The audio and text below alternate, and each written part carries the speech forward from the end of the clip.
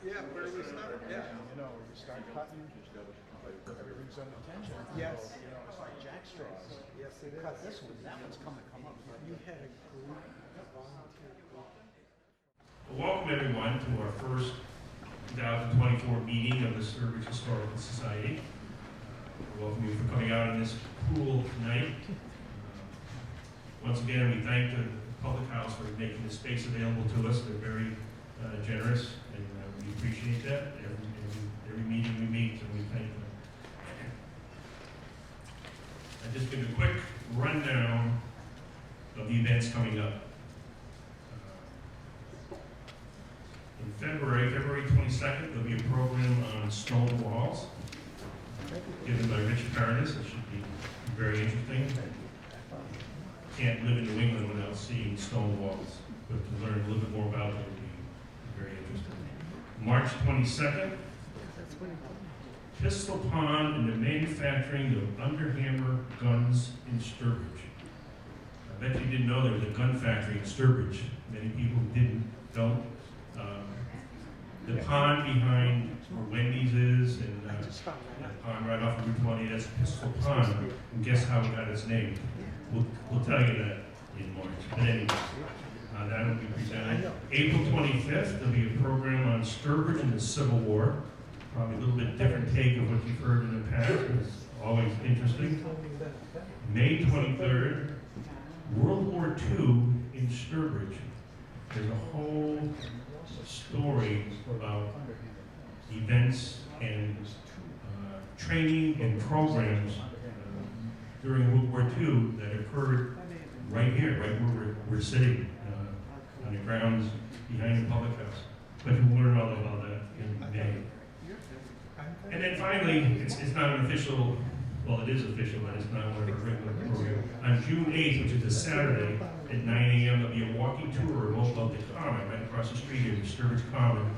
Sandy Gibson Quigley will be presenting that, and that's just interesting to learn about the buildings and the Common right here. We go by, we drive by it all the time, we don't realize what an interesting and important part of the town it is, and how little has changed really since the early 1800s.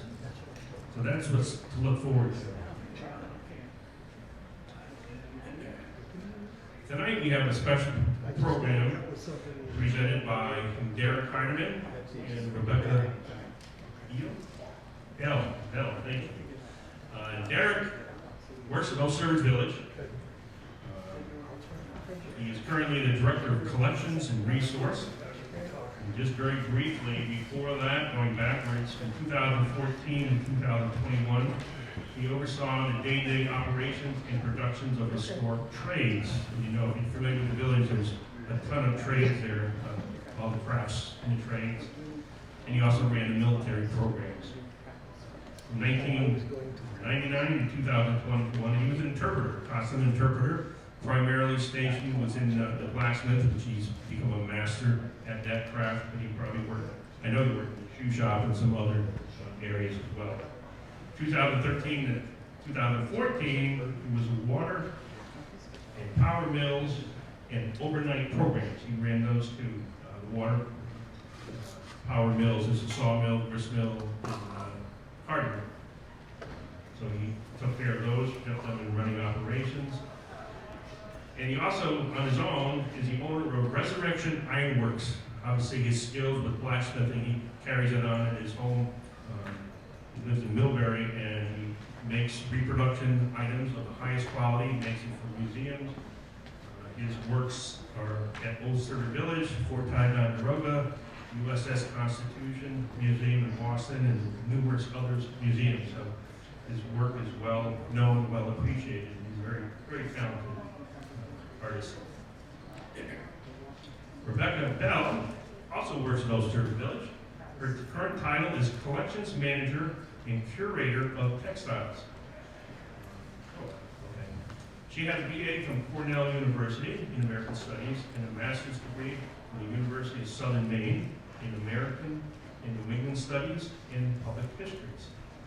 She's been at Old Sturbridge Village for 20 years. Like most people work there, worked almost everywhere. She started as an interpreter, Worked in a variety of positions: cooking, spinning, weaving, sewing, knitting.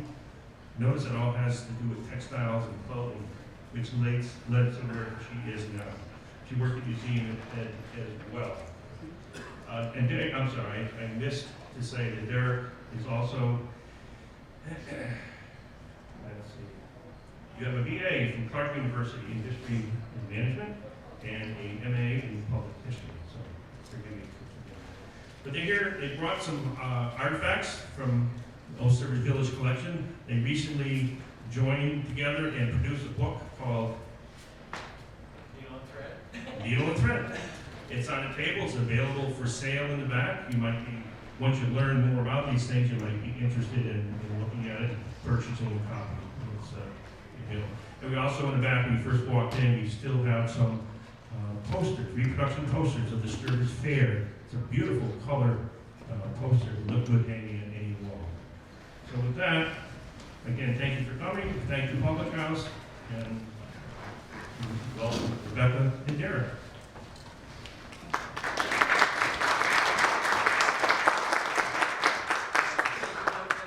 Thank you everyone for having us here. It's great to be talking to you all about the publication, Needle and Thread, that Rebecca and I worked on. Like Doug said, we did bring some pieces from the museum's collection that are featured in the book, just so you get a close-up look at them. But we're not just going to be talking purely about the book, but really kind of the re-emergence of our textile program and our clothing program at the museum. So Rebecca is going to lead off talking more about kind of setting the stage for how we got to the stage where we wanted to actually do a book again. Old Sturbridge Village had really not published a book well, based on collections in decades. We had done cookbooks and things like that, but it really been quite a while since we had done a publication that was really focused on our collection at the museum, which really dates from 1790 to 1840, all things that were made or used in England, rural New England. So with that, I'm going to pass it off to Rebecca to talk a little bit about, again, the backstory that got us to the book, and then we'll trade off talking about the book and other things. Where's the right here? Hello, everybody. Can you hear me okay? Excellent. One thing, skill that we have at the village is projecting. So if I'm ever not loud enough, just raise your hand and I will shout louder or talk closer to the microphone. So as Derek said, this is really a subject that is near and dear to our hearts. We both have a deep and abiding love of all things textiles. Clothing, of course, is something that is pretty universal for most folks. So it was really a subject matter that we connect very deeply to our visitors with as we're talking about where clothing is coming from, who's making it, who's mending it, who's in charge of deciding what pieces you need and what fabrics to use. So it was really a nexus of a few different things that led to this book project. The first was one of our colleagues, actually a couple of our colleagues, going and trying to revitalize the sewing program, and in particular focusing on women and their use of needle skills to earn extra money for the household. So my colleague started doing some research in a research library, which I have to put in a plug for our research library. It is absolutely phenomenal. And she came across a small little account book from the early 1840s, 1841 to 1846. And in the card catalog, it was listed as an account book for L.H. Guernsey. And Jean tried to track down L.H. Guernsey, and she knew that this was a person who was living in Vermont and could not find her. So we started poring over the diary. And being well-versed in various handwriting styles of the 19th century and how difficult they can be to kind of tease out what they're writing sometimes, we started comparing letters and realized very quickly that LH was not an LH at all, but it was a ZH because we were comparing the L's throughout. We knew Laura or Lucinda, and it turns out that LH didn't exist. It was ZH. So with that information, Jean was able to track down Zorua Hickley, who married Dwight Caswell. She lived in Castleton, Vermont, and she was born in the early 1800s and was, by her accounts, doing a lot of different sewing skills for the community, from making shrouds to dressmaking, fitting, cutting. Part of her account book was also listing various supplies that she was purchasing, including fabrics, needles, sewing notions, threads. So it was really a very rich resource, and now that we had a name, we could start to piece together a little bit more of her story of the community. And she really was working within the community and using her skills. So as we're starting to delve a little bit more into this and starting to think about how we can incorporate these women who are not necessarily urban dressmakers, but are definitely working at a step above what women in the household might be doing and offering their elevated skills to other members of the community as a way to earn extra money. So we started talking about spaces in the village where we could revitalize a dressmaking program. We started talking a little bit about what that might look like, and then as we're in the middle of this program planning and talking about how we can incorporate this, and wouldn't it be great if we could have an exhibit that tied in with this new program that we're developing, and then the HVAC. So we ended up with a fairly major malfunction in one of our exhibit spaces of our HVAC system, so we lost all ability to climate control that. And of course this happened in the middle of the summer when we had a really soupy, hot part of the summer. Naturally what happens, the building gets very hot and starts to get some issues like mold. So we, as a team, said we've got to empty everything out. So all of a sudden, within a week, we have a space that is completely and utterly empty. And we start thinking, now maybe we can turn this lemon and make some lemonades. So we started thinking about ways that we could take this new space that was going to have brand new HVAC in it and turn this into a textile-centered space that would then really lead in and complement the programming that was being done out in the village. So it was a very scary thing and a bad thing, but at the same time it really led us to developing the exhibit, and then that's going to lead directly into the book and the story that we're telling in the book. Because of course one of the problems with any exhibit space, you've got a dozen different things, okay, 100 different things that you want to put in the exhibit, but you have a very finite space. So the book was really a way where we could explore more of the pieces in our collection, explore the story in greater detail that we couldn't necessarily put into the exhibit all at once. And just to kind of show some of the programming that's happening in the village now, this was all happening originally, before the pandemic, so 3 or 4 years ago now. And since then, you're going to see a lot more dressmaking out in the village. This happens to be from our most recent textile weekend, which was focused on clothing. This was the Dress in a Day program. And actually, they tried to tackle 2 dresses in a day, one for me and one for my 8-year-old daughter who was in the background there sewing happily away. So again, it was a way to talk about dressmaking, clothing the family, and bring all of these themes together. It's also a lot of fun to participate in that, I have to say. So as we're delving into the actual story and the exhibit and the book, and thinking about what story we want to tell, and I think from a visitor's perspective, a lot of folks come in expecting that the women in the household are making everything. Start to finish, every piece of clothing you are wearing is being made by the women in the household. And in a lot of ways that is not entirely the truth. Certainly the women in the household are working a lot. They're doing a lot of sewing, they are doing a lot of mending, a lot of knitting, and that is borne out through looking at period resources we have in our research library. We have diaries and account books, and really it's rare to find a day that goes by without some kind of textile-related activity, whether it's sewing or mending or knitting or laundry or ironing. It really is something that is very omnipresent throughout all of the women's diaries.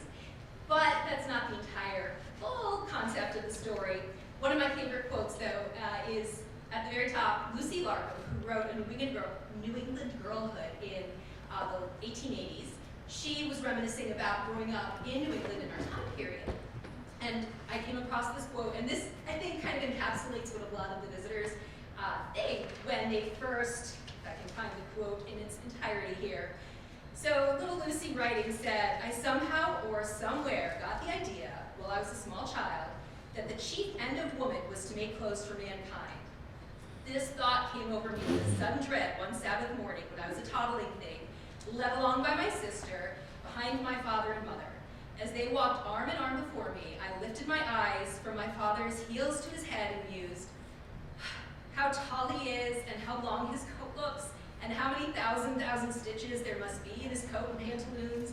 And I suppose I've got to grow up and have a husband and put all those little stitches in his coat and pantaloons. Oh, I never can do it." A shiver of utter discouragement went through me. With that task before me, it hardly seemed as as if life was worth living. So, and I think, listening to that in my 8-year-old's voice and just thinking, oh my gosh, all of this is on me now. And so kind of taking that initial premise and teasing it apart a little bit and kind of breaking down that myth that everything was made by the women. And certainly when you're talking about your household, you're not talking about one person, you're talking about a family. In our time period, in this area, the average family size is about 5 to 6 children, so you've got the parents, the children, and any other assorted family members. So it's a lot of family we're talking about. But that's also to your advantage when you think about the fact that girls are being trained to use a needle and trained to knit at a very young age. As soon as they can manage a needle and thread, 3 or 4 or 5 years old, you're having them start to help out, maybe giving them easy tasks, hemming a dish towel, turning a sheet, and then as they get more skilled, incorporating their labor more and more into making and mending the family's clothes. But it goes beyond that too, as we're thinking about not only the basics of what you're wearing on the outside. So you've got your gowns, you've got your tailcoats. So for those 5 to 6 children, the parents, and the entire family, think about the layers that they're wearing too. And as you get a sense of how many articles of clothing folks might be wearing at one time, all of a sudden, little Lucy starts to sound a little bit more, okay, yeah, I see where you're going with that. But you have your undergarments that need to be sewn, petticoats and shifts, stays or corsets for the gentlemen's shirts. And then on top of that, New England has very changeable weather. So you have things that are suitable for the summer. You have things that are suitable for the winter. Cotton garments in the summer, wool garments in the winter. You have outerwear, things like cloaks or shawls or greatcoats. So it's not necessarily that each individual person has a closet full of clothes like we tend to today, but in its entirety, there were a fair number of textiles that needed to be created and maintained for the family. But luckily, you're not necessarily like we do today, or at least me tend to do today. You're not necessarily wearing things a few times and then disposing of them. So we tend to live in a very disposable society. I am very guilty of this. When a pair of socks gets a hole in it, you usually throw it away and buy a new pair of socks. But in the 19th century, you're considering the whole life cycle of the clothing. So it's not just the construction, but it's making sure you take care of the clothes well enough that they are lasting for multiple years. And as they're getting out of style, you might be altering them so that they can make do a little bit longer, deciding where you want to put your energy in terms of making new items. So it was really kind of fun for us, both in the exhibit and in the book, to not only put out the garments, but give them some context in terms of sewing tools that you might be using with them. And then on the flip side, mending and ironing and laundering and how you're keeping those clothes looking nice and maintaining them for a length of time. So it's sometimes as simple as a washing machine. You might be using a big tub to wash. We've got a picture of an early 19th century actual washing machine, which is a really fun piece that we have in our collection. Basically, the agitation you can see in the bottom is, it almost looks like a cow's udder. That will, when you move the lever back and forth, agitate your laundry and wash them. Whether or not that's an easier mechanism to use, it's anybody's guess. Certainly, it's a bit of a bear to store as opposed to a tub.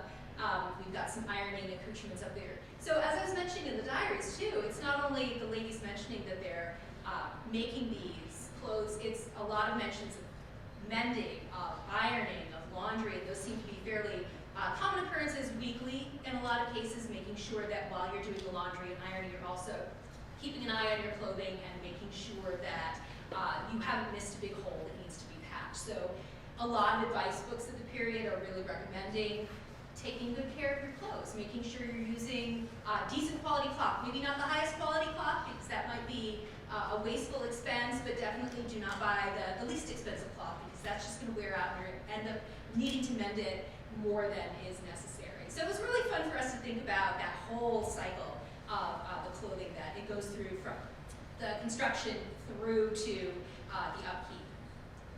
And as I mentioned, advice books were definitely a source that we used a lot, again, to kind of fill in that story of where people are getting their inspiration, how they're learning how to do these things. And a lot of these things are being passed down. So, for instance, mother, older sister, aunt, grandmother teaching some of these skills. But they're also kind of an upsurge in advice books in the early 19th century. One of my favorites is The Workwoman's Guide, which was published in 1838 in London by a lady, anonymously. And it's a really fantastic resource. It has practical advice about what types of materials you should keep on hand in your sewing basket or sewing box. Make sure you have all of the things that you need at the ready, so when you have something that needs mending, you've got all of your supplies right there and you can take care of it quickly. She gives advice on over-dyeing, on the best way to do laundry and things like that. She has patterns for various bodices and sleeves and gentlemen's shirts and stockings. So it's really a very almost encyclopedic kind of advice book, but also thinking about how much material to use, what kind of material to buy for certain things. So it's really interesting to think that people had external resources in the early 19th century where they could get advice on the latest styles. Fashion plates are certainly something that you start to see in places like Godey's Ladies Book or the Ladies Pocket Magazine. So again, giving you a taste of some of those latest styles and how you might incorporate them into your own garments. And again, whether folks are saying, well, the dress that I just made last year is completely out of date now, so I'm going to throw it away and make a new one, or do I take the sleeves out and adjust the sleeves and bring those more in line with the current fashion? Do I adjust the waist? Do I find some other detail that I can alter on my old clothes to make them a little bit more stylish without reinventing the wheel, without remaking that entire garment? So certainly there's a lot of inspiration. Also, professionals. So there are a lot of folks, as we talked about with Zorua, there are folks in the community who have more skills. And you might say, well, I can make my own shift, or I can make a gentleman's shirt, but I am not capable of making my own pair of stays. I'm not necessarily up to the task of making something fitted or tailored, like a gentleman's tailcoat.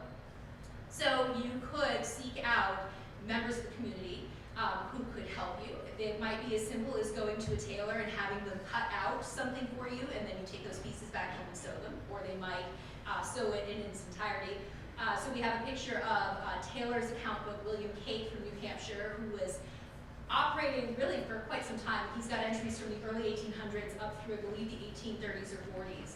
And a lot of times folks are coming back to him repeatedly over the years to have him cut out things like pantaloons or to make tailcoats, frock coats, and things like that. Zorua also showed a lot of different activities, varying levels. You might also seek out professionals like millinery or dressmakers, things that might take a little bit more skill than you have personally. One of my favorite quotes is in one of the advice books, and it says, you know what, you can go and get yourself a pair of stays or a corset fitted properly and cut properly, then take those pieces home and use that as a pattern so you can make other garments for yourself, but you utilize that expertise that that person had to get the garment fitted properly to you. And you also find at the 1830s and a little bit before burgeoning ready-made clothing, which Derek will probably talk a little bit more about. So it starts to show up in larger areas like Worcester and Boston. And again, it's just at the sort of nascence, and eventually towards the later 19th century, you'll end up having things like department stores where people can go and buy a greater variety of ready-made things. And so that kind of brings us to the end of the exhibit story, which will lead directly into the book. And one of the most fun things I found about putting together the exhibit, and we definitely utilize those skills in doing some of the photography for the book as well, is being able to bring the garments to life. So here we have this blank slate, and one of the things that really helps set the stage for the 1830s is the shape of the garments.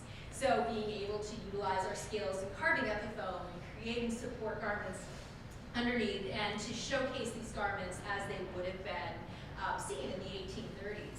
So you can see us fleshing out some skirts of tulle to support the big bell-shaped skirts that were popular in the period, and creating sleeve supports, so you really get the sense of what these garments would have looked like when worn on a human shape that you just don't get when they're hanging on a hanger or laid flat on the floor.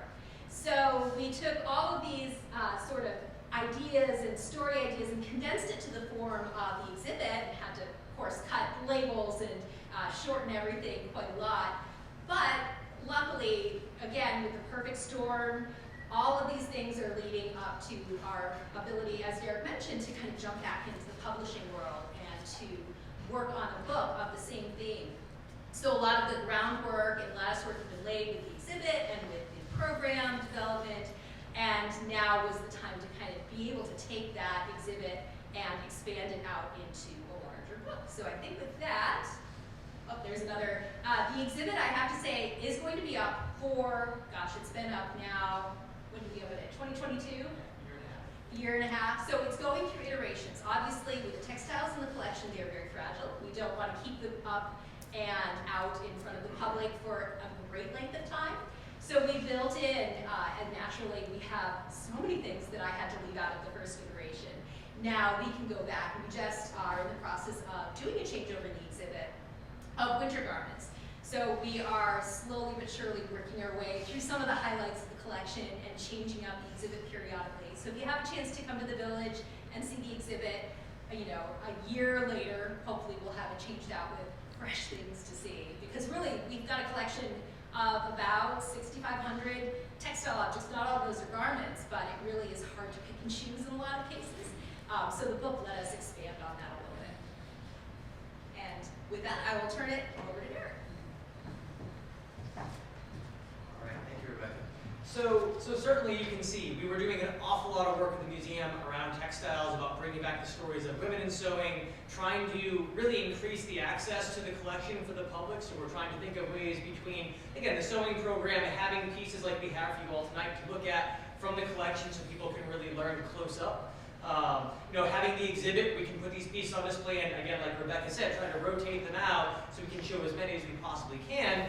But even that has a limiting reach, right? I mean, that relies on you coming to the village to be able to do those things. So we thought that getting back into publications and putting some of our pieces into a published book, but again, allows us to expand on the narrative that we couldn't get into in the exhibit, but also improve our ability to get this stuff out to the public. So we started talking more about the idea of actually doing a publication based around the same name of the exhibit, but we really wanted to be more than just an exhibit catalog. We wanted to tell a deeper story, and in a way, it's more based around some actual context of the period and the people, I guess, that are wearing this clothing in the time period. We are lucky with a lot of the pieces that we have in the museum's collection that we do have some great provenance on some of the pieces, and we have a few that we'll be talking about here. You know, who wore them in the time period, where did they live, maybe even some more about their life story. So we thought it was really important when framing these pieces of clothing that would be in the book, just like in the exhibit, that we talk about the personal stories. So we can see here in the image, which I'll blow up here, this is an image that we have in the museum's collection by Joseph H. Davis, who is a well-known portrait artist in New Hampshire in the 1830s. We have a few pieces by him, but they show up quite a bit. You can see there are these very vibrant pieces showing not only the people, but how they, furnished their parlors and things like that. So you get a real sense of kind of the material world of people as they wanted to be represented in their own time, just before photography, of course. So this image is of the Tuttle family from 1836. The Tuttles lived in Stratford, New Hampshire. They were a farm family. So Enoch, the father, is off on the left-hand side. We have James and Darius, the two sons. You'll notice the sons are both wearing basically dresses, which is something that was very common for young children in the time period. Regardless of your gender, you were wearing basically a dress until you came to be a certain age as a boy, and then you start to see more differentiation between the sexes. And then we have Hannah Tuttle, who is the wife.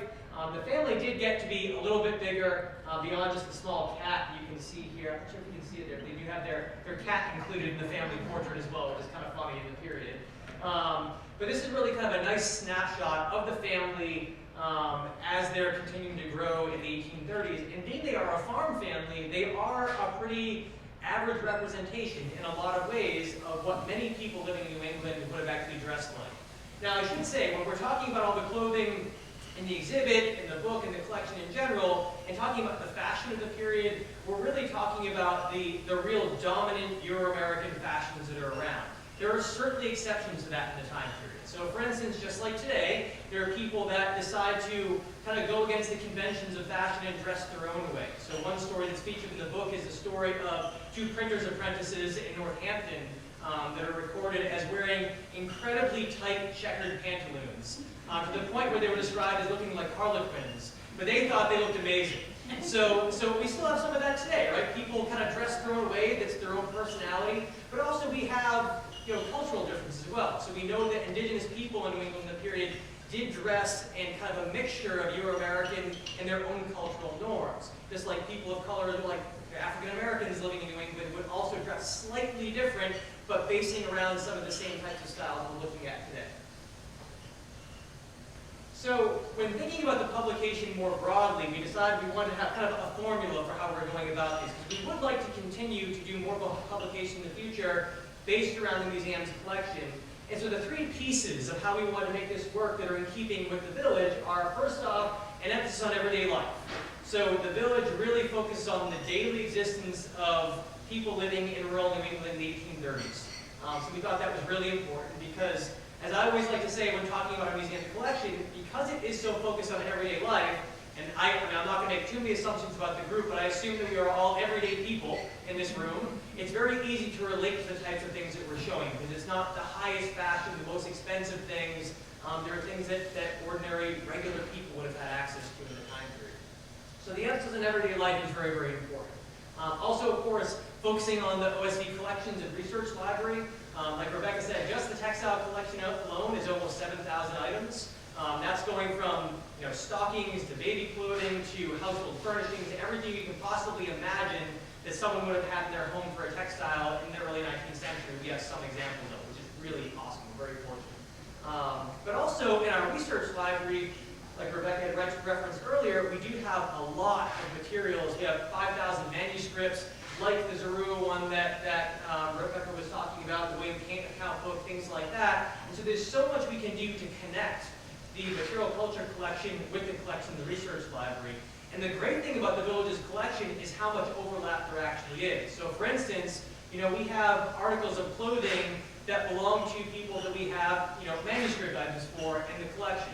We have houses that belong to people that we have some of their material objects, their belongings, in our collection and sometimes in the research library as well. So we can make all of these connections to make these stories of these folks from the period much more tangible for us all today. And again, clothing is really a great way to make that link. And then the last thing that we wanted to include in our formula here was an immersion through craft. So from the very beginning of the village, it's been critical to the museum's mission to have, basically the craft and the practice of the past carried forward for future generations, to make sure that we keep those crafts and those practices alive, but also so that people can continue to enjoy them and learn from and develop on them as well. So certainly anyone who's been to the museum will know between the sewing programs, between the cooking programs, between the various trade shops that operate the museum, there's lots of craft going on. And so we wanted to make sure that we had some aspect of that in the book as well. So along with our kind of desire to do this and all the work that we're doing for researching, there were also a few other things that kind of came together at just the right time to make our own publications really, really essential, or really possible, I guess, at the moment we started working on Needle and Thread. And one of the first pieces to fall into place was photography. So collections photography is just another form of photography. There's obviously lots of different kinds of photography out there, but for museums, there are certain standards for how objects should be photographed. Like Rebecca was talking about in relation to the exhibit, we wanted to have certain standards for how everything would look so that as we're documenting these things, both for our own record keeping, but for public use as well, they look like they would have actually looked on a human form in the time period. And we want them to look very uniform across the board. So we invested in some collections photography equipment. We did a training for all the staff. So we had an outside collections photographer come in and teach us all the nuts and bolts of how this all worked, and since then have done a lot of work. Rebecca does a lot of the collections photography with our public programming specialist at the museum. And so this now gave us the ability to basically, with staff time, photograph everything we could possibly want, from the cover of the book that we showed before to individual garments, paintings, other things like that that would be featured inside the book. So that was really critical. So you can see an example here. We have an image of a tailcoat that had been photographed by one of our collections photographers. This is probably an image from back in the 70s or 80s, which is perfectly good for documentation. But a lot of times now, first off, it's like fashionably for museums, you tend to use a lot more neutral backgrounds. So we decided to go with more of a gray background. But also, with this piece just hanging on a hanger, you can't truly get a sense of the shape of the person, the tailoring that went into the garment, things like that. So you can see the difference here between the very flat garment here and the image with it mounted up, where you can see the roll of the collar here. You can see the shape of the sleeves, the flare of the cuffs. And it's even more emphasized here in the profile. So, not only the photography, but the ability to create our own mounts, which Rebecca's been doing in-house with other staff, was really, really important to accurately reflecting these garments in the publication. Another thing that was happening at the same time was we were reassessing all of our patterns for clothing that was worn by the interpretation staff in the museum. So for years and years and years since the beginning of the museum, they've been evolving the clothing that is actually worn by the staff, and it's gotten better and better and better. And there were some new folks coming into the historical clothing office of the museum with some fresh ideas that wanted to go back and look at some of the original garments again, that so many of the garments worn by the staff are based on. And of course, like anything, over time, something that is being, translated effectively from an original garment is going to change over time depending on how many people it goes. It's like a game of telephone, right? So the more people who have had access to that pattern and modified it in slight ways, whether to fit a person, to speed up the process of manufacture, to cheapen the manufacture, whatever it might be, that all makes it kind of, it makes it migrate away from the original construction of the garment. So we've been doing a lot of work at the museum, in the historical clothing office, working with the collection staff to go back to the original pieces that all of our patterns are based on, and make sure that we're making the truest copies we possibly can, with some, some necessities like machine sewing, for instance. We can't possibly sew everything by hand like you would have done in the time period. They try to do as much as they can at the museum, but there are things like that we can't really get around. So reassessing the patterns and having us, giving us the chance to go through and look at a lot of these garments again, also gave us a lot of ideas of things we might want to include in a book like this. And also, as they were reassessing the patterns, it gave us the ability to start looking at those patterns themselves and thinking of ways we can incorporate those into the book, which we'll talk about more. But we also found that we really, as great as our collection is, and Rebecca and I, we've worked in the museum a long time. There's some people in this room that have worked in the museum or had worked in the museum for a long time. It's an excellent place. We have an excellent collection, but we also fully understand that our museum collection in no way fully reflects the full experience of everyone living in New England, period from 1790 to 1840. So we did have to look outside of our collection a little bit. So for instance, we have an ad here for Henry Tyler. We wanted to show some examples not only of the ready-made clothing industry in the time period that was emerging, but also the second-hand clothing industry. Just like today, they effectively had thrift shops like we have, where you could go and buy clothing that was possibly no longer the newest fashion, or it didn't fit them very well, whatever it might be, and these things were being resold.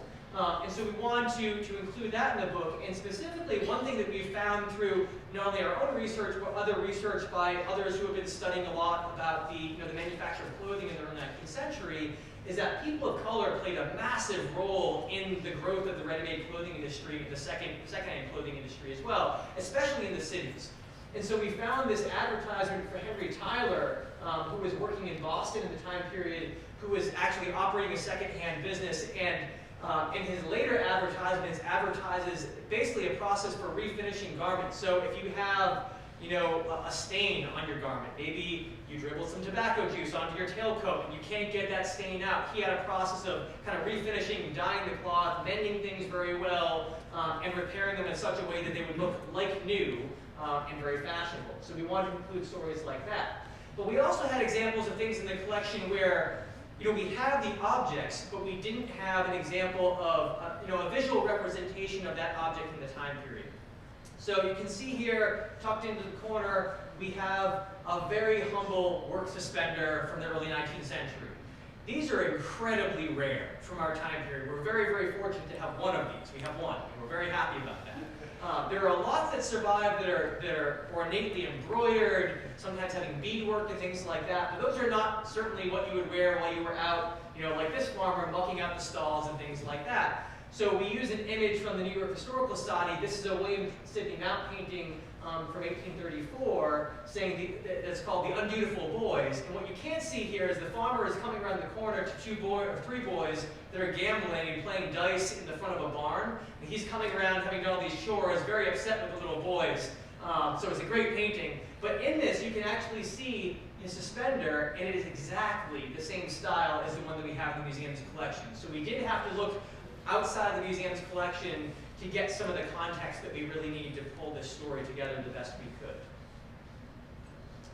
So in terms of some of the garments we included, we wanted to have things that either had provenance, the people that wore them, or just told an interesting story. And so we'll talk about a few pieces that we have in the museum's collection. We did bring some of them here. The vest I'm about to talk about is here with us. But in the case of this vest here, it's really an excellent example of a transitional garment. So this vest was probably made in the mid to late 1820s originally. And at some point in its life, it was modified and turned into a later style. So initially when it was made, you can see from the first image here, the collar was standing up. It has a very straight front to it with these mother of pearl buttons. And this style of vest actually kind of went out of fashion in the 1830s. And the vest collars started to either be folded over or they just got much stubbier than this one here. And so what the original owner did was to make this a more fashionable vest. They literally just folded the collar over and then stitched in a couple of tacks at the bottom of the collar to hold it down so it looked like a much more fashionable notched collar vest. What's interesting is you can see the way this was made, the inside of the collar here in both the images is made out of the same linen that the back is made out of. So you can see it was never meant to be turned, but when you're wearing this with your tailcoat and the collar covering that, you wouldn't really necessarily notice that much. So it was a really kind of neat example of a very simple way to update a garment. But there's also just some interesting construction about this that I feel makes it a really good example of an everyday vest that was more than likely made within a home, potentially by someone who is fairly new to the construction of clothing. So the sewing is fairly coarse, I will say that, compared to other pieces we have in the collection, not quite as fine as what you see with other things. There's an interesting note with the buttonholes here. So because it is a striped garment, depending on where the buttonholes go through, and they are actually spaced irregular because they want them to go through the center of a stripe, they're actually worked in different color thread. So in some cases, it's a green buttonhole. In some cases, it's a yellow buttonhole like down here. It's kind of an interesting feature that's pretty rare in the time period. And they're not the nicest, neatest buttonholes too, so again, it kind of gives you the idea that whoever made this, they did a great job. They made a very serviceable garment, but it was a newer experience for them. And then also with this, you can see there are these two welt pockets right here on the front. Only the one on the right-hand side is actually a functional pocket. So the one on the left is literally just a welt that's sewn down. So it looks like you have two pockets, but in reality, you just use kind of your right-hand pocket instead. So this is something you see quite a bit with working clothing in the time period. So it's just a neat example for us to include. We also wanted to give you a sense of some of the color of the clothing in the time period. So certainly I think for a lot of us, when we think, and certainly when I initially started working in the museum, I thought a lot of the clothing was probably kind of drab colors, browns and maybe some blues, blacks, things like that. But in reality, the clothing was incredibly colorful in the time period. I mean, this is really a period where there's lots of new technology for dyeing material, for printing material, things like that. And so people really wore very colorful clothing on a daily basis. I mean, if we think back to that initial image of the Tuttle family, there's certainly a lot of color there, but they are wearing more of their formal garments, which tend to be a little bit more conservative in the coloration. But on a daily basis, you would see people walking around that had, striped pantaloons with a checkered vest and an entirely different checkered pattern for their tailcoat, and they thought that looked amazing. Now that to us today would be like, wow, there's a lot going on there. That's a lot to process. But in the period, because of the availability of all these materials and the different varieties, this was really remarkable. And so we can see that just in the spectrum here of all of these different handkerchiefs. Now, handkerchiefs in the time period are not just worn by men, but they're worn by women as well in a variety of different ways. So for men, a handkerchief is typically going to be worn around the neck. You would take what is basically a 36-inch square piece of material, fold it into a triangle, and then roll that up and kind of tie it around your neck once or twice with a bow or a knot in front. And that would keep your collar up standing tall, which is the fashion of the time period. There are also, if I go back, just depictions of people wearing handkerchiefs, for men at least, as kind of like a head wrap. So it's a hot day, you're out working on the farm in this case, just like some of us today working in our shops or our homes or our yards, whatever it is. You might put a bandana or something on to kind of keep the sweat from dripping into your eyes. So we certainly have documentation for that. Women in the time period would very often wear these effectively as a shawl, so folding it in a triangle and then wearing it over your shoulders, sometimes tucking the tips down into a belt you might be wearing or something like that. So again, quite a variety here. One thing we're pretty excited about is not only are we doing this research for the sake of getting the information out, but of course we're a museum that wants to recreate this everyday life. So along with the patterns and recreating the clothing at the museum based on things in the collection, we are actually under contract right now with a company in Virginia, Burnley and Sturbridge, who is working with us to reproduce some of the handkerchiefs in the museum's collection that will be worn both by the staff but also be made available for sale at our gift shop. So we're really excited about this because we have some amazing handkerchiefs in our collection, and some of the ones that we'll actually be reproducing do have personal stories with them as well. So that's pretty neat. All right, with that, I'm going to turn it back over to Rebecca for other things. So I have to say, one of the really fun things about working on the book was being able to show details. So one of the things that you really don't get a sense necessarily when you're looking at garments mounted in an exhibit is details, especially interiors, backsides, linings, and the construction details that I think a lot of folks are really fascinated by. And this is one example that we have gone back and forth and studied and trying to piece together the story. This is a little skeleton suit. So as we mentioned early on, boys were generally put in dresses up until 3, 4, 5, 6 years old. The age varies a little bit with the time period. But basically, the little boys are old enough to manage their own buttons. And as you can see, this garment has a lot of buttons. And are potty trained, which is really important, being able to know that they need to use the restroom and then undo the buttons so they can do that without getting too delicate. But this little skeleton suit was worn by a little boy named Tristan Little, who lived in Hampstead, New Hampshire, so we know a little bit about him. Again, it was probably being worn in the early 1820s. This is a style of garment that has its heyday in the teens and 20s up until the early 1830s, and then it goes a little bit out of fashion in favor of other styles for boys who are being breeched or put into trousers for the first time. But what makes this really special are the details in the mending. So as you can see, this garment has been patched and mended. This is one that we brought for you. And clearly well plated, well loved. Big patches on the knees, a patch on the seat of the trousers, elbows. The sleeves are also different lengths. So we were speculating, was this in the process of being let out to grow with the little boy, or was this in the process of being taken up as the little boy is now outgrown it and is wearing something different? So it's being passed down to a younger brother. So a lot of things about this garment are a little bit interesting and perplexing, but being able to show the level of detail, especially in the patches, a lot of advice books will say that there is no harm in going out in patched and mended clothing so long as those patches and mends are neat and well done. So unlike today where you want to have yourself all put together and heaven forbid you have a hole, you do have holes in your jeans, but they're put there by the manufacturer, so that's a different story. But I think there's a definite different sense of going out in patched and mended clothing today versus then, where it's perfectly acceptable as long as they were well done. So one of my favorites, children's clothes. I adore children's clothes. They've got such personality to them, and this one especially, you can imagine a little boy climbing a tree and tearing his knees out, and his mom looks at him and says, "Oh my gosh, not again," and patches the knees. But it's really neatly done and well done. Also, kind of as an aside note too, we mentioned little boys wearing dresses. It's very convenient for changing nappies or diapers, but also imagine a little boy having all of that freedom of movement too, wearing a gown. And, you know, when you're transitioned, when you're breeched, all of a sudden you're being put into trousers, and this is a fairly tight-fitting garment. And this one happens to be made out of wool. So there are recollections of little boys getting put into their first suit of clothes and being breeched and realizing they don't like the feel of it because it feels different from the dress. So a little bit different from today. So again, with the details, one of the things that is really important to us is capturing some of the details in ladies' garments and that change over time. We think of fashion way back when as being stagnant and things didn't change, but really it's evolving and changing pretty quickly. One of the biggest places you can see that are the sleeves of the 1830s. So in the early 1830s, the fullness of the sleeve kind of reaches its zenith. It's right at your shoulders.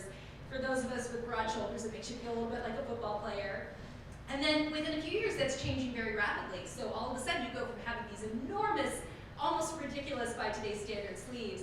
And then they start to trim down, and the puff, that fullness slides down towards your elbow. And then by the 1840s, it's a much slimmer, almost straight sleeve for a lot of folks. So that's within just one decade. You go from really big to all of a sudden a very slim silhouette. So it was really fun for us to be able to showcase some of those details.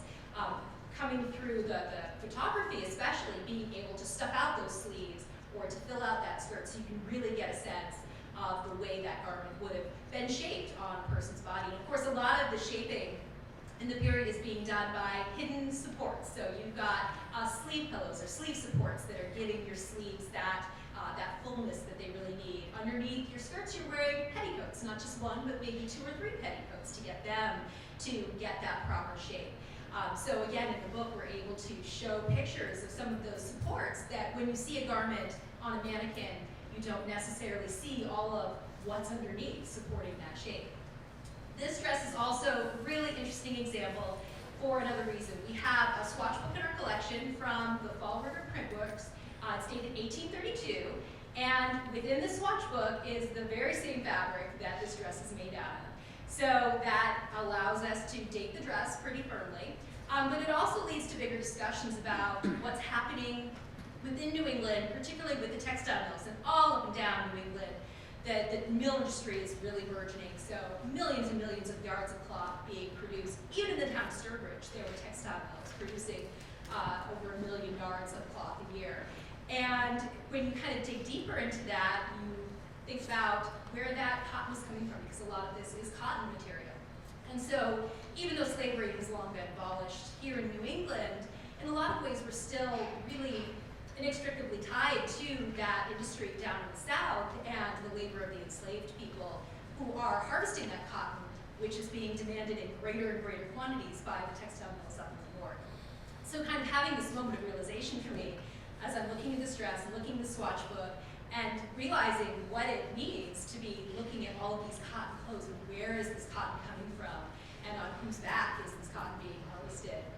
So it's a really kind of interesting moment to be able to expand that story outside of New England and put it into a greater context. So one of the dresses, again, going back to the shape of the dress, this, I have to admit, was, as I was looking through the costume cupboards in collection storage, I saw this on the hanger and I said, oh my God, that is a hideous dress. That's a horrible fabric. Oh my gosh. It just, on a hanger, has no shape, has no life. But in doing routine photography, mostly for documentation, we got this on a form and it started to take shape. And it has now become one of my favorite dresses. It is a funky fabric. It's a very geometric print. It almost looks like it's straight out of the 1960s or 1970s. But what's really fantastic about this dress, it's a beautiful cut. The bodice is spectacular with the pleating, and it just hits right at the shoulders, or just off the shoulders. But it has this fabulous cape that goes with it that is made of a matching material. So you have one look without the cape, which is very elegant, perhaps something for the evening. But then if you want to completely change the look, you can put on this very plain kind of almost matronly cape. And it becomes something that is a completely different, more modest look, maybe for going to a meeting on a Sunday, for instance. So it really is kind of interesting to think about folks accessorizing and changing their looks, whether it's a matching cape like this dress has, or it's a white work cape, or I've got a picture, I think, next. Nope, not quite next. Another option. So it's not just about the garments, but it's about how you're accessorizing them and kind of putting your personality into it, as Derek was mentioning with the handkerchiefs going around your neck, and how many ways you can put some personality into some of these garments. So this is another little girl's dress. This is one we brought for you. And one, it's an absolutely amazing color. It is bright orange and it is unexpected. It's kind of shocking. But again, with the details that you don't see when it's on exhibit, the one that really caught me is the way the hooks and eyes are put on the back. So in a lot of cases for the ladies and girls dresses, the hooks are on one side, the eyes on the other, and you hook them up nice and neatly. This one is opposite. So hook, eye, hook, all the way down opposites. So again, having a small daughter at home and knowing how squirmy she is, I can only imagine that this was some mother's way of keeping the child in the dress, saying, you know what, you're going to be in it, I'm going to hug it, you can't get out of it, because it's a very conscious decision going all the way down the back. It's a silk dress, it is beautiful, and the details too. One thing that's really wonderful to look at, children's garments and how they reflect some of the styles from the adult clothing. This one in particular, the bodice details you see reflected in adult women's clothing. The sleeves also are very reflective of that early 1800s style. So it's really just a fantastic piece that we have in our collection. Obviously not a play dress, so something that would have been worn for nicer occasions, unlike that skeleton suit. So this is what I was thinking of. It is an absolutely fantastic tippet. So it is basically a collar that goes around your neck with these long lappets. And it is designed to look like fur or silk, but it is actually something much, much different. It is made out of milkweed. So this is something that gets a fad in the 1820s through 40s. It's very labor intensive. So you have to collect the milkweed pods at just the right time. You have to take that fluff and sew it into little bundles. And then much like shingling a roof, this is all put onto a backing material, kind of stout linen, and you put it in a line and then overlap it just so that you kind of cover up those stitches and then do the next course, so very much like shingling a roof. So you can imagine this is a lot of work to make. It's not something that we don't have a lot of examples of this in the collection. We got this tippet that came to us from the Pomfret family, the Sturbridge family of Pomfret, Connecticut, and a matching cape, which you can see in the corner there. And then we have another portrait that has a milkweed bonnet, but those are really the only three. There's one known down in Connecticut as well. But it's really kind of this moment where you're showcasing your skill and your creativity, you're creating something that looks beautiful and fancy, and it's a lot of work, so you really have to be dedicated to finish this garment. So again, that was one that we really wanted to showcase because it's something so unique to our collection. And our favorite. So I have to say, in a collection that is fairly large and not everything is well photographed or well cataloged, every so often we come up with things that kind of surprise us, like, oh, I forgot we had that. And this is one example, and I think Derek was the one who found it and said, do you remember we have this? And I said, no, this is really cool. And then we both took one look and said, yep, first child. But I will pass it back over to Derek, who will tell you the full story. So yes, we have the image up here. We did actually bring this with us as well because I want to actually hold it up. This is how large this garment is. This is for an infant. So William Henry Scarry was the owner of this. He was born in August of 1827 in North Brookfield. And a relative of his, who was a tailor, made this for him, I would assume probably that, I don't know, like a couple weeks after or something like that. So first off, this is incredibly rare that someone would go through the effort of making such a tailored garment for an infant because they are growing so quickly. And it is made literally exactly like a full-grown man's coat from the time period. So all of the extra, pad stitching under the collar, the silk velvet collar, everything like that, it's all there. So it's actually not only really interesting as an infant's garment, but it's also a really great translation to like what a man would be wearing, because we don't actually have a man's version of this coat from the 1820s. So we have a child's one, so we can use that to translate if we ever wanted to make this style of coat for anyone to wear in the museum, even though it is slightly earlier. There is also, you can see in the top of the image here, a small vest that comes with it. It's not actually a full vest. It's basically just a stripy faux vest that we pinned onto the front of the baby, onto the shirt, I guess. So you could wear this very fashionable look for this little kid who was just a couple of weeks old. So it's really a pretty remarkable piece. Again, we realized that this was in the collection after we had basically finished the book. And I should say, we started doing the book because we thought we could include more things, but we were kind of conservative initially about how many things we were going to put in. We thought the book would be like 44 pages initially. We're like, that'll be nice. And then it was 64 pages, and then it was over, now I think it's 120 something. So it was hard to say no to all of these different things, but we did have to draw the line. So that one did not make it into Needle and Thread, unfortunately. But it's a really cool example of some of the many great textiles that we do have in the museum's collection. Okay, So with that, I think we have come to the time for questions. So certainly Rebecca and I can answer any questions you might have about the book, about the collection, some of the garments we've seen. When we're done with questions, you're welcome to come up and take a look at any of the garments here. I will just ask that you let us be the ones to handle them.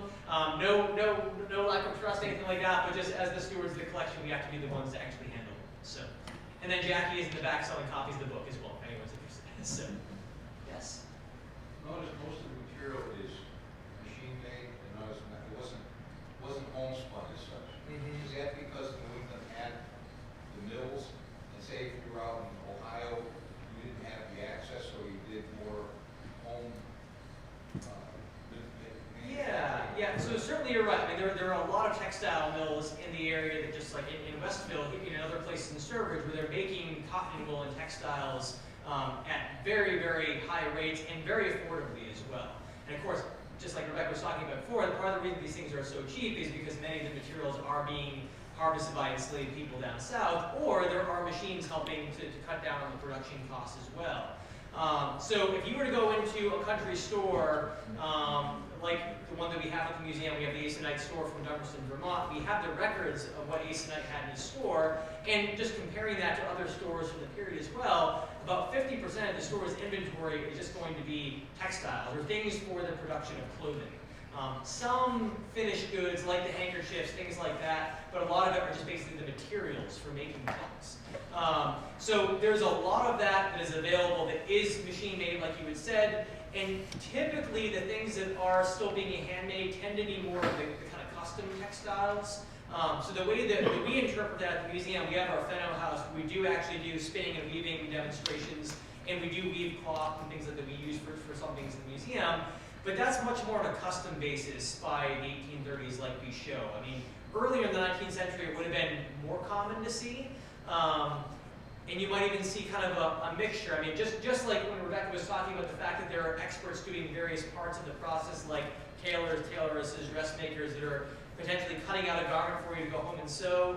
We also have included in the book the story of Amasa Walker when he has a new coat made in the early 19th century. And he basically, he's talking about his mother after they shear the sheep on the farm. They're actually going through and carding everything, or actually, sorry, they bring it to a carding mill in town. It's all carded. He then rides the horse down, picks it up, brings it back home, and then I believe the mother actually spins it. From there, he then sends it off to someone in town, a woman who's actually weaving. And so she actually wove the cloth, then he picks it up and brings it to the fulling mill in town. So it's a much more broken up process than just that idea of homespun where everything is just happening within the household. Even back in the period before, there's a lot of machinery doing it. So I'm not sure if there are any other points you want to add about that? Yeah. Okay. Yeah. Does that answer the question well? Okay, great. How durable is the milkweed? It is remarkably, surprisingly durable, but at the same time quite delicate. So you can see the tippet, if I can go back. Oops, there it is. The tippet survived really, really well. The silk lining is intact, the milkweed is largely intact, but over time, because it's a plant material, it will degrade, depending on the conditions it's stored into. So exposed to light, dry conditions, it will embrittle and lose some of that moisture. So you can see that the cape on the other side, made at the same time, right around 1828, has had a much different life. Whether it was worn more than the tippet, we're not sure, but certainly that material, the milkweed, has worn away a lot, which is actually kind of cool because then that gives us a sense of how it was constructed without having to pry into it and touch it too much and disturb it. So you can see how the stitches were put on and how the bundles were put on. So like any material, it does have kind of some innate fragility. So we've got that pretty well protected. We definitely want to make sure that we don't keep that out on display for any length of time. Does that create some warmth? It actually is surprisingly warm. So what you see is milkweed, the quilt, the lining rather is quilted. So it's actually fairly thick and would create a little bit of warmth on your shoulders especially. Yeah. That is a really good question. Given that it's the milkweed and silk, I do not think it has been. Okay. So a lot of the silk garments, especially, are not very launderable at all. So a lot of times you'll see pretty interesting staining on the garments because they've been worn but have not been washed. But even so, sometimes you put away, you wash a garment, you think you put it away, freshly cleaned, and then you pull it out years later and realize some of those stains have come back up to the surface, so we definitely have some of that as well. But a garment like that, I don't think was designed to be washed at all. Is the garment on the left just decorative? They are, at their sort of heart, decorative, so they're basically accessories. Both would be worn around the shoulders. The cape actually is fairly deep, so it comes down to kind of mid-arm, designed to close or pin at the front there, kind of like the cape that was matching the brown dress. The tippet is a little bit shorter, so again, in the back it's coming up kind of to your shoulder blades, and then those long lappets that are in front are definitely decorative. But like we mentioned, because it's quilted in part, it does have some work to it too. Yeah. How many garments are made for the staff so that they can be washed, you know, on an ongoing basis, or do you launder them for them? So that's a really good question. I know we've been going back, when I first started in costume, I was issued a lot of garments that were cotton, and we had the free and clear to launder them. And depending on where you work in the village, sometimes you get quite dirty, especially if you're working doing wool dyeing or on the farm or gardening. So you launder them pretty frequently. Some of the nicer clothing, especially some of the wool that was issued to the gentlemen, or silk dresses certainly, those would be given out and said, do not launder these, bring them back and we will dry clean them. So for the staff, it depends on where you're working, but I think they've been trying to figure out a way to bring the laundering back to the historic clothing office to take that burden off the staff, because it's a lot of garments to wash. You've got, for just a woman, a petticoat. We did not get issued shifts and stays, although that's starting to change as well to kind of give the create rather the proper silhouette by issuing some of the proper undergarments. But washing those petticoats, washing the dresses with the big voluminous skirts, that right there is one load of laundry. And then if you're working 5 days a week and having to do laundry multiple times, definitely is a challenge sometimes. So I think they're trying to change that to kind of put the burden back on the historical clothing office and less on the staff folks to keep those laundered. Yes, I think you did mention, I'm curious about things like buttons. What's in the period that you're talking about? What were some of the materials, the buttons, and the fashion, the styles of buttons, the holes? How was that, what were those? Lots of different buttons. Do you want to handle buttons? Okay. So certainly, I mean, buttons appear more commonly on men's garments in the time period than women's. There are really two, they're the most common style of button for an outer garment, or a vest, I should say, for a man in the time period. And one, probably the most common, is going to be a cloth-covered button. So it's effectively a small disc that has a hole in the middle, because they effectively make these with it almost looks like a spade bit that you have on a drill press, something like that, and it actually cuts out a little disc of wood or bone, sometimes horn as well, and that's your button mold that you'll use for wrapping the cloth around. So they're not like the button molds we think of today that have, they're two pieces with the metal back. You kind of, cut your piece of cloth, wrap it around, and then pop the back in. It makes a nice button with a metal shank on the back. The cloth-covered buttons in the time period, like actually on the William Henry Scarry small frock coat here, those are actually covered in silk. They just wrap it around. But metal buttons are very common too. Pewter has really gone out of fashion by the period, which would have been cast in a mold to make a certain shape and design. Sometimes those are also stamped and engraved.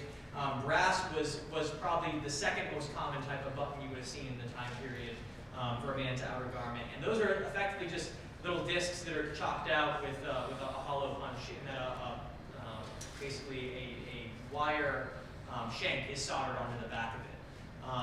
And then there's also things like, you do see some wooden buttons, you do see actually some thread buttons as well that are working. They basically will kind of make a little donut of thread and then wrap around that and do decorative stitches to make these really interesting buttons.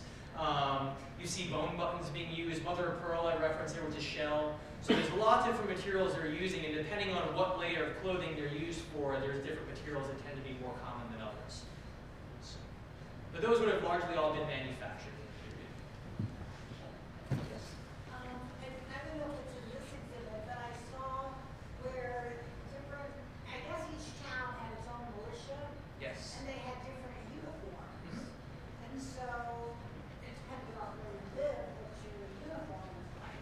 Were uniforms, were there like patterns for each town, and were those made? Good in question. town? Yeah, so we do have a lot of uniforms on display in our Armed and Equipped exhibit, which is right next door, literally across the road from this, so very close by if you come to see them.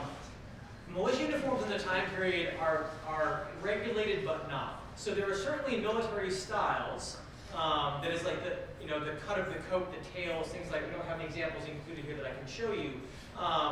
But there's a lot of variation, even within the same town. So there are some towns, like, so for instance, Sturbridge, we know in the 1830s, depending on the time period you're talking about in the 1830s, had multiple militia companies. They had an artillery company, so the cannons. They had a rifle company for a short period of time. They actually shared a cavalry company with Southbridge and some neighboring towns here, because being in the cavalry was expensive. You had to buy your own horse and everything as well. So it was usually kind of a composite of towns to form a cavalry company. And then you just had the regular, what they call the standing company of infantry, that are basically wearing their regular everyday clothing. Usually the coats are blue, but there's a lot of variations in that. If you go into the militia exhibit at the museum, there's a lot of red coats right now. Not intentionally, there's just a lot of red coats in there. Those were worn by musicians, they were worn by cavalry, they were worn by light infantry, by fusiliers. So there is a broad spectrum of military fashion in the time period. And if you were to go to a regimental militia muster in 1832, say, which they would have had in this area, you basically have various towns coming together with all of their militia companies. So there could be, a dozen militia companies there, and every single one is dressed differently, even though they might still be, from the same town, or they're all artillery or whatever it is. The state basically has specifications for rough guidelines of what the uniform should look like.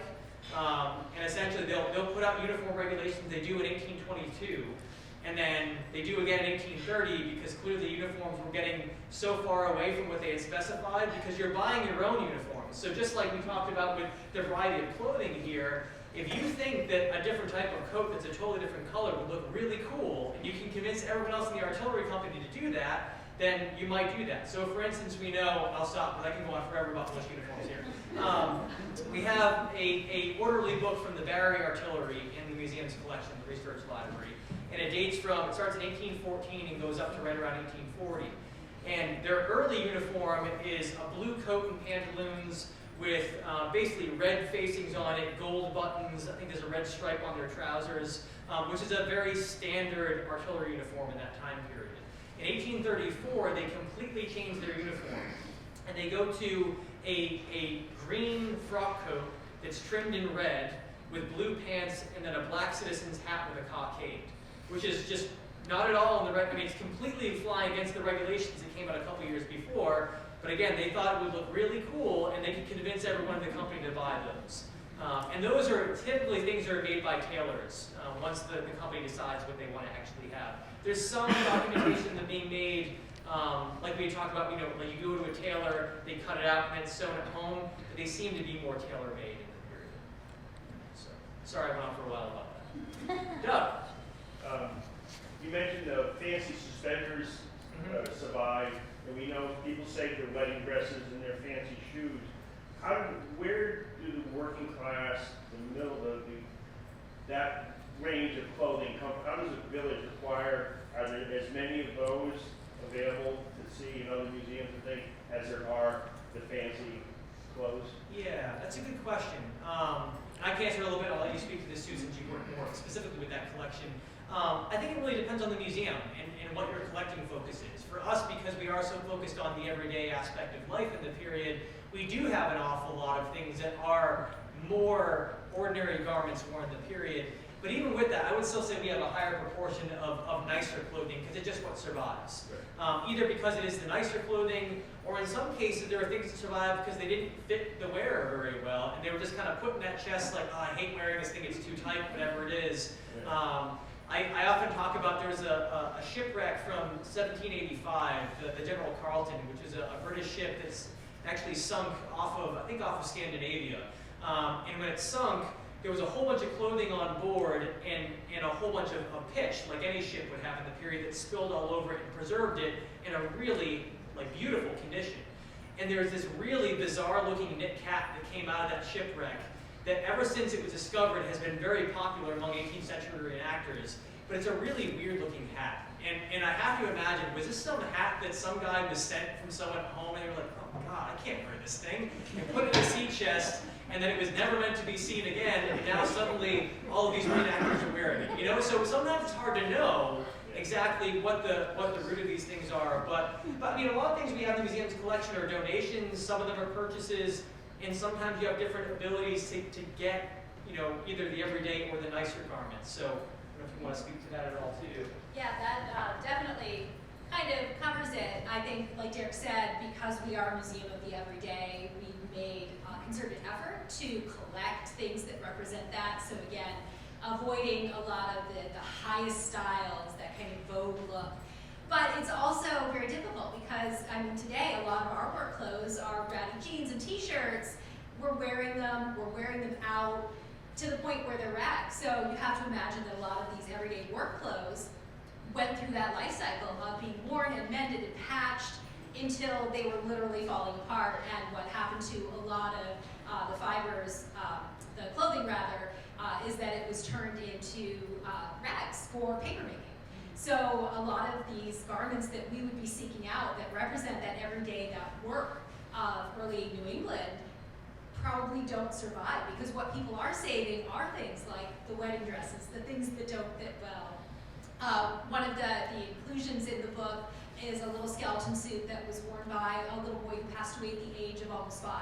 So things like that, because they have sentimental value, or they don't fit well, or they're weird oddities, get saved, and then those clothes that you're wearing out every day and working in get to the point where there's nothing left to save. So it's definitely something we're consciously looking for. We've got a wish list of things that we're looking for the collection, and a lot of the things on that wish list are things like knit men's hats, or knit shawls, or work clothes, little boys' clothes, because we only have a few examples in the collection. So things that are outside of what usually gets saved. And it can be really hard to track those down. Like Derek said, a lot of the things that we get are donations, a lot of times from family members. So naturally, if it's being preserved in the family from generation to generation, chances are good that it has some sentimental meaning or it's somehow special. But we also sometimes will look out at various auctions, especially textile-focused auctions, and see if we can find anything that fills that hole that we have in the collection for more work and everyday clothes. All right, I guess we should wrap it up. Thank Derek and Rebecca for coming and presenting it.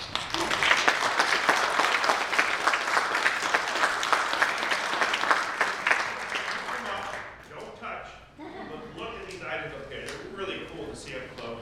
And then consider buying one of their books. And most of the illustrations are in that book, and it tells the whole story in detail. So consider doing that. Thank you for coming. February 22nd, same place.